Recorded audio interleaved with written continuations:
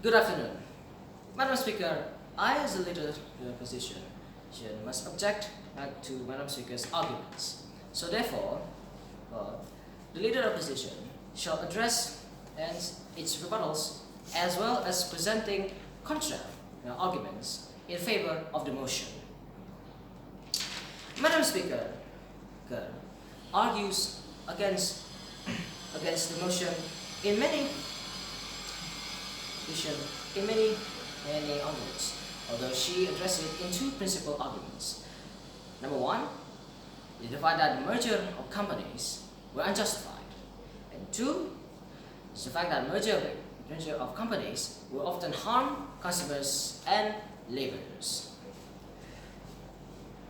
Madam Speaker has said that customer data were harmed during merger, and that the quality of consent in terms of service are often hampered by many reasons, and the fact that customers are often don't have much of power of consent due to peer pressure.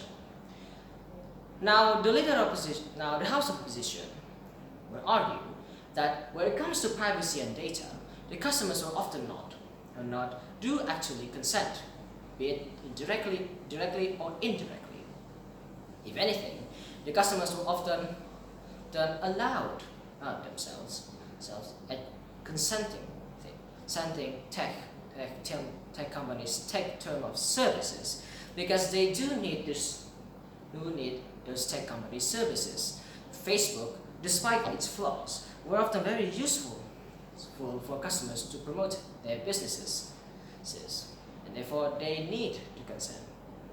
But then again, it is up to the customer itself or themselves to determine how much they consent and companies' involvement to their data and privacy. Next is, in regards to small companies, acquisition can harm small companies or acquisition.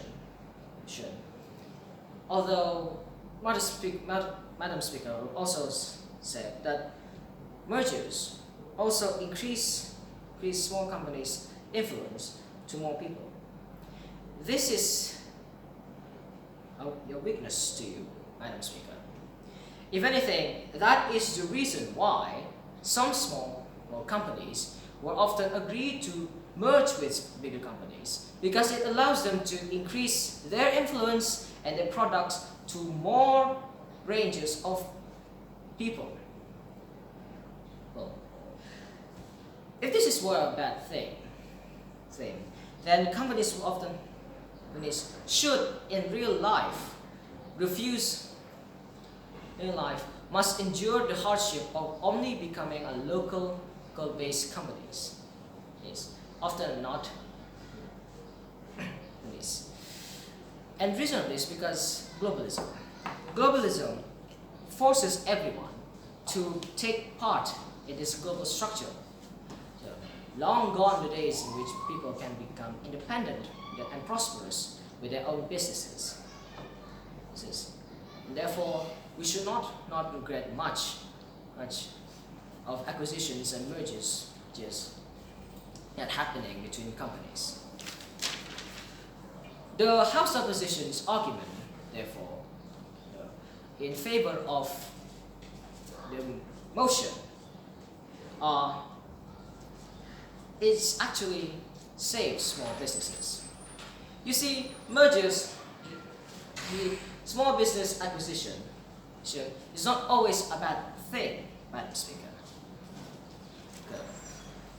Small businesses will oftentimes relies much of their local income and customers, income of their local customers for their income. Well, you can clearly know how much reliable local customers were. It is not really reliable, and there are many cases in which small businesses went bankrupt due to fierce competition, not only from bigger companies, but also fellow small companies as well. And second, Madam Speaker once said that it can attract foreign investors that can cause companies to innovate less, and therefore customers will have limited choices, and bigger companies produce cheaper stuff and harm workers. I cannot see this much as an argument against mergers. If anything, this is a good thing. By attracting foreign investors to our nation, it actually would improve our economy. A great example of what happened if foreign investors refuse to invest in our country, it would be Lebanon and Turkey.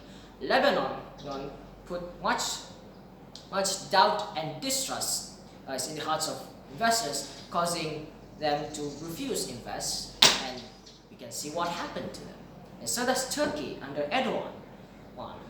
Long story short, Erdogan do not believe in interest, and therefore he makes Turkey's economy unstable, and it causes uncertainty to investors, and investors do not invest in Turkey. It all went into the drain. Okay. By companies producing cheaper goods and limiting the choice between customers, it makes customers' life much more easier, because they don't need to consider much of the choices, and therefore don't need to plan much of their own spending. When it comes to labor rights, however, it is still up to the company itself to determine how the laborers will be treated. And the reason why the leader opposition believe this is laborers require jobs, and therefore for the job that they have is the job that they have. Now, finding jobs in today's world, especially in the world where the Industrial Revolution 5.0 are ongoing, means that labor-based jobs will be very rare. It would be a miracle, if anything, a rare occurrence for companies for still using traditional labor for their labor workforce instead of modernizing using robotics and automatons. And therefore, we should not punish these companies that still use conventional labor rights, that still use conventional labor forces, but instead giving them more restrictive laws in regarding to protection of labor rights. That is all my arguments as the leader of the opposition. Thank you for your attention.